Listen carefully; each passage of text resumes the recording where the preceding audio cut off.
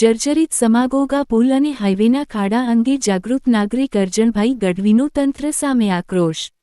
ગુજરાતમાં ભૂતકાળમાં બનેલી અનેક પુલ હોનારતોમાંથી પાઠ ભણવામાં તંત્ર સદંતર નિષ્ફળ રહ્યું હોય તેમ Mandvi Gandhidham national highway number 8 પર આવેલા સમાગોગા નદીના પુલ પર સમારકામની કામગીરીને 1 મહિનો પૂરો થયો હોવા છતાં સ્થિતિ અત્યંત બિસ્માર અને ભયજનક છે, જેના કારણે ગમે ત્યારે કોઈ મોટી દુર્ઘટના સર્જાઈ શકે તેમ છે.